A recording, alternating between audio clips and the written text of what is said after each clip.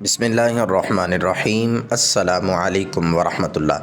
ناظرین، دادا کی وفات کے بعد سرور کائنات رحمت عالم حضرت محمد صلی اللہ علیہ وآلہ وسلم کی پرورش کی ذمہ داری آپ صلی اللہ علیہ وسلم کے چچا حضرت ابو طالب پر آ گئی۔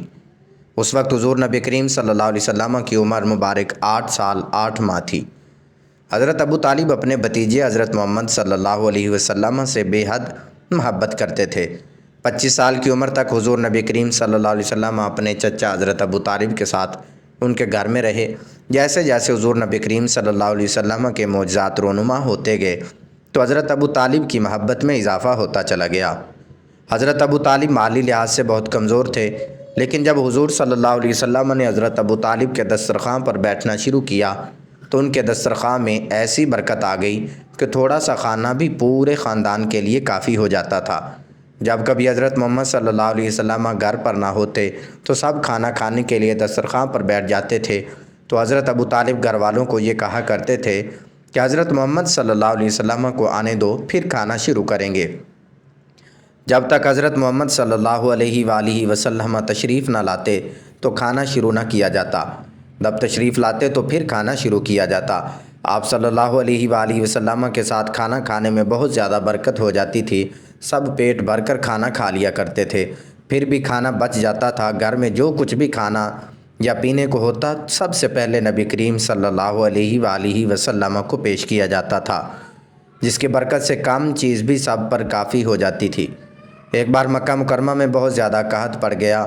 مکہ مکرمہ کے لوگ آپس میں ایک دوسرے کو کہتے تھے کہ لات اور عزا سے بارش کی دعا کی جائے تاکہ بارش ہو اور مکہ مکرمہ والے لوگ قحط سے نجات حاصل کر سکیں۔ کچھ لوگوں کا یقین تھا کہ منات بت سے دعا کی جائے تو پھر بارش ہوگی۔ ان میں سے ایک بزرگ نے کہا کہ تم جاہلوں والی باتیں کر رہے ہو، ہم میں حضرت ابراہیم علیہ السلام اور حضرت اسماعیل علیہ السلام کی نشانی موجود ہے، تم سیدھے راستے کو چھوڑ کر غلط راستے پر کیوں جاتے ہو؟ لوگوں نے کہا کہ اے بزرگ، کیا آپ حضرت ابو طالب کا نام لینا چاہتے ہیں؟ اس بزرگ نے کہا جی ہاں، میں یہی تو آپ تمام لوگوں سے کہنا چاہتا ہوں۔ اس کے بعد مکہ مکرمہ کے لوگ حضرت ابو طالب کے گھر کی طرف تشریف لائے۔ حضرت ابو طالب کے گھر گئے، انہوں نے حضرت ابو طالب کے گھر جا کر دروازے پر دستک دی۔ حضرت ابو طالب نے دروازہ کھولا تو لوگوں نے کہا کہ اے ابو طالب، ہم مکہ مکرمہ والے اب مزید قحط کو برداشت نہیں کر سکتے، سب لوگ بھوک اور پیاس کا سامنا کر رہے ہیں، آؤ ہمارے ساتھ دعا کرو۔ حضرت ابو طالب کے ساتھ رسول اللہ صلی اللہ علیہ وآلہ وسلم بھی موجود تھے۔ آپ صلی اللہ علیہ وسلم ایسے نظر آ رہے تھے جیسے کہ رات کے وقت 14ویں کا چاند چمک رہا ہو۔ حضرت ابو طالب کے ساتھ حضرت محمد صلی اللہ علیہ وآلہ وسلم کے علاوہ اور بھی بچے تھے، لیکن حضرت ابو طالب نے حضرت محمد صلی اللہ علیہ وسلم کی انگلی پکڑی ہوئی تھی۔ حضرت ابو طالب اپنے بھتیجے محمد صلی اللہ علیہ وآلہ وسلم کا ہاتھ پکڑ کر کعبے کا طواف کرنے لگے۔ مکہ کے لوگوں کی نظریں آسمان پر جمی ہوئی تھیں۔ آسمان بالکل صاف تھا، کسی طرف سے بھی بادل نظر نہیں آ رہے تھے۔ دیکھتے ہی دیکھتے بادل گرجنے لگے، دیکھتے ہی دیکھتے بارش برسنے لگی۔ اتنی زیادہ بارش ہوئی کہ ہر طرف پانی ہی پانی نظر آنے لگا۔ روایات میں آتا ہے کہ حضرت ابو طالب اور حضرت محمد صلی اللہ علیہ وآلہ وسلم ایک دفعہ ایک میلے میں جا رہے تھے۔ یہ جگہ عرفات سے تقریباً 8 کلومیٹر کے فاصلے پر تھی۔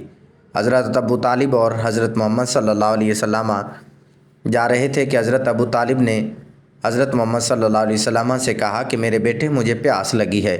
حضرت محمد صلی اللہ علیہ وآلہ وسلم نے، ابھی بچے تھے، انہوں نے کہا چچا جان، آپ کو شدید پیاس لگی ہے؟ حضرت ابو طالب نے جواب دیا جی، مجھے شدید پیاس لگی ہے۔ چچا کی بات سن کر آپ صلی اللہ علیہ وسلم سواری سے نیچے اترے تو آپ صلی اللہ علیہ وسلم نے ایک پتھر پر اپنی ایڑی ماری اور اس پتھر سے پانی نکلنا شروع ہو گیا۔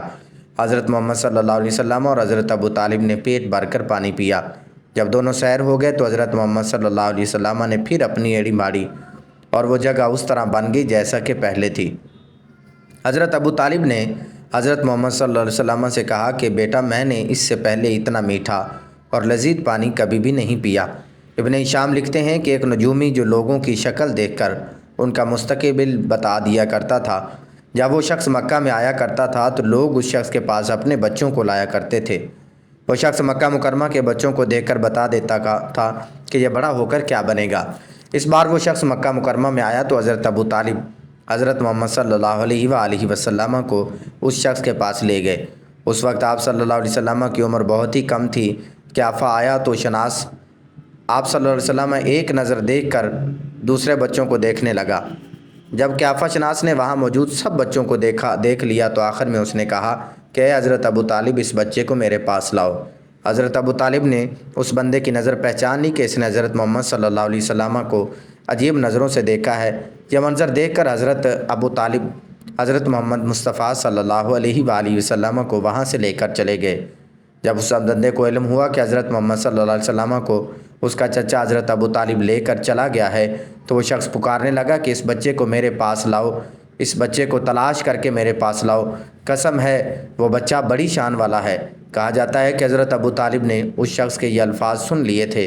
تمام مشہور راویوں نے اس واقعے کو صحیح سند کے ساتھ بیان کیا ہے کہ جب حضرت محمد صلی اللہ علیہ وآلہ وسلم کی عمر مبارک 12 سال ہوئی تو حضرت ابو طالب تجارت کے سلسلے میں شام کو جانے کے لیے تیار ہو رہے تھے کہ حضرت محمد صلی اللہ علیہ وآلہ وسلم نے فرمایا کہ چچا جان، میرا بھی دل کرتا ہے میں بھی آپ کے ساتھ شام کے سفر کو جاؤں۔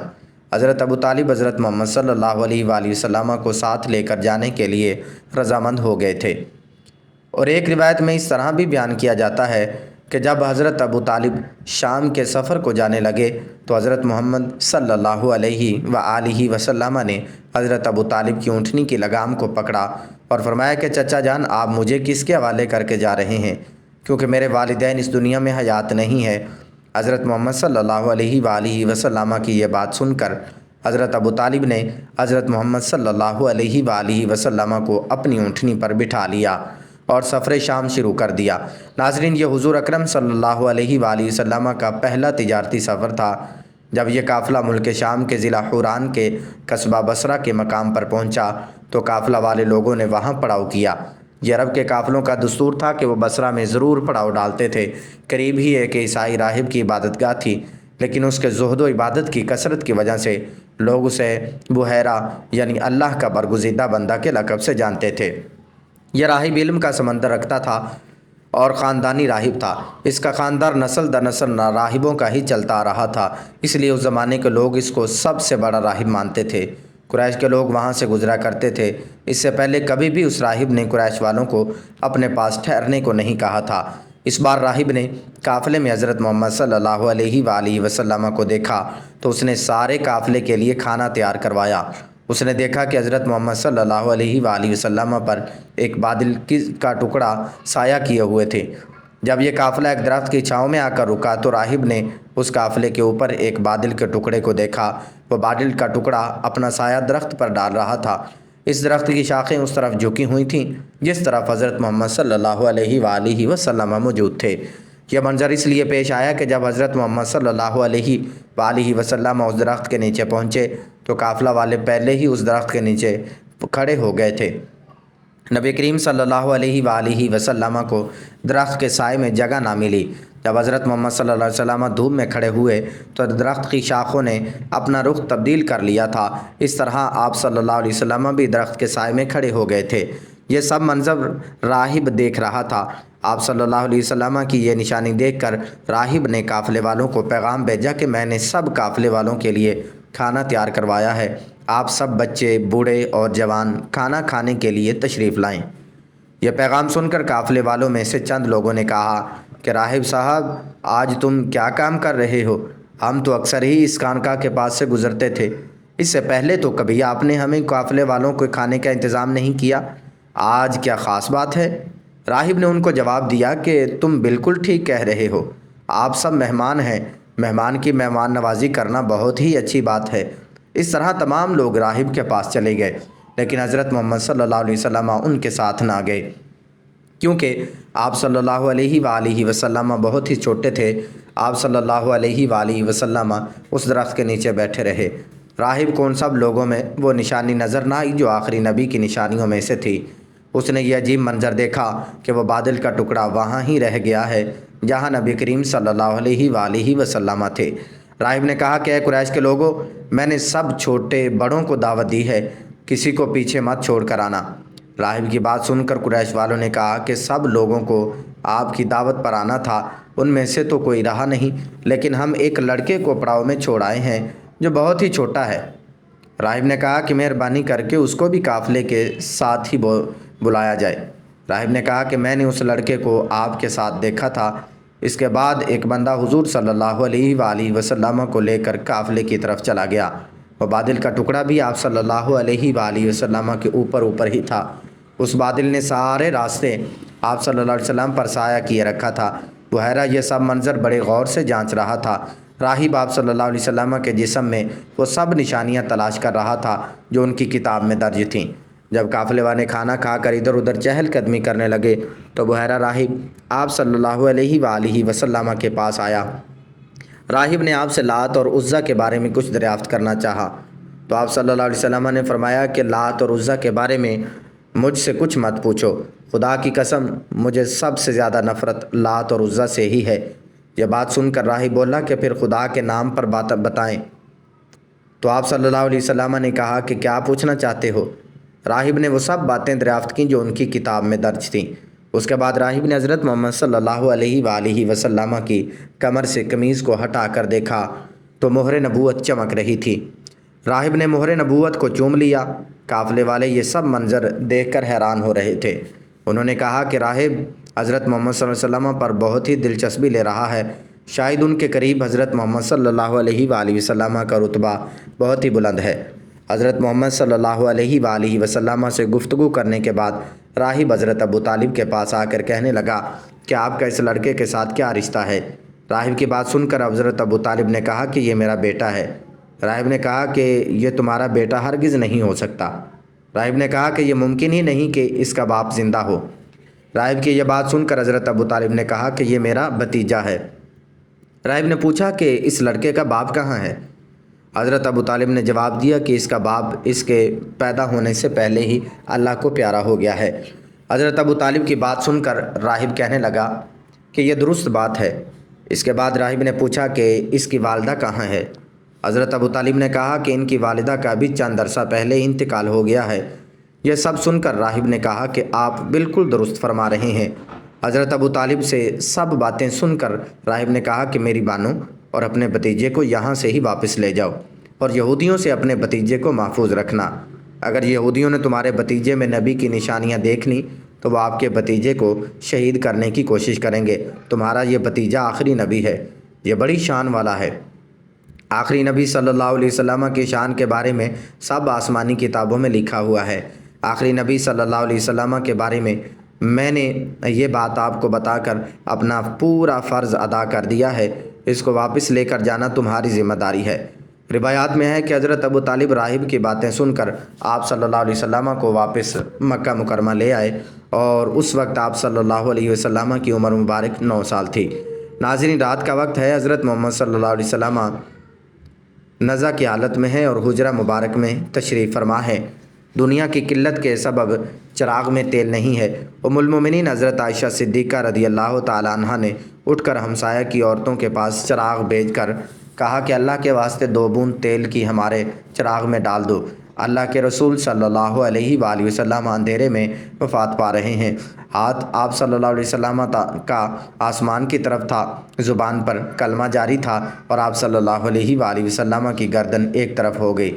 چاروں طرف روشنی ہی روشنی پھیل گئی اور روح مبارک آسمان کی طرف پرواز کر گئی اور ناظرین، ایک بہترین خوشبو حجرہ مبارک میں سے پیدا ہوئی۔ طبیعت نے جان لیا کہ حضور صلی اللہ علیہ وسلم براق پر سوار ہوئے واپس نہ آئیں گے۔ امیر المومنین حضرت علی رضی اللہ تعالیٰ عنہ نے فرمایا کہ میں نے ملک الموت کی آواز سنی کہ روح مبارک قبض کر کے چلے تھے، روتے جاتے تھے اور واہ محمد کہتے جاتے تھے۔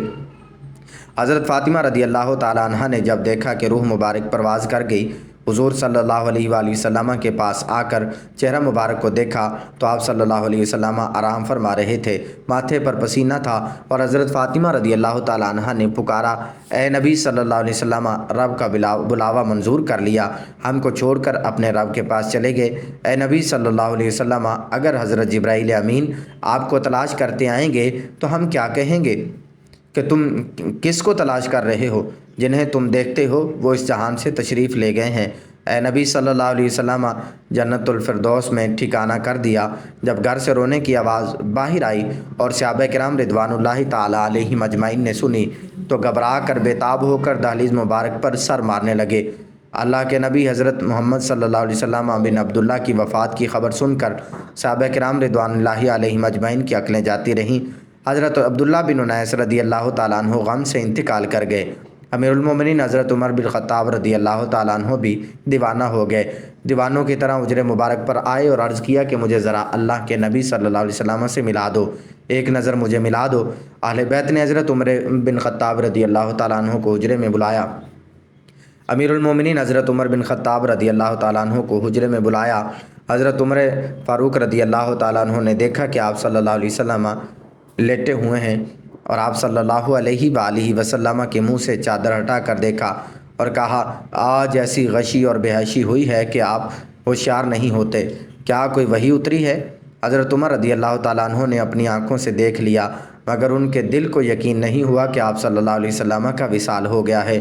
جب رسول اللہ صلی اللہ علیہ وسلم کا وصال ہوا تو آپ صلی اللہ علیہ وسلم کے غسل کے متعلق سوال پیدا ہوا کہ آپ صلی اللہ علیہ وسلم کو عام آدمیوں کی طرح برہنہ غسل دیا جائے یا پھر کپڑے میں تمام موجود لوگوں پر خواب کا غلبہ ہو گیا، جہاں تک کہ تمام اپنے اپنے سینوں پر تھوڑیاں رکھ کر آرام کرنے لگے۔ اسی وقت ان کے کانوں میں آواز آئی کہ رسول خدا صلی اللہ علیہ وسلم کو ان کے پہر میں ہی غسل دو۔ اللہ تعالی ہمیں نیکوکاروں میں شامل فرمائے اور ہمارا خاتمہ بالایمان فرمائے، آمین ثم آمین۔ ناظرین، کمنٹ باکس میں ایک بار صلی اللہ علیہ وآلہ وسلم ضرور لکھیے گا۔ شکریہ، خدا حافظ۔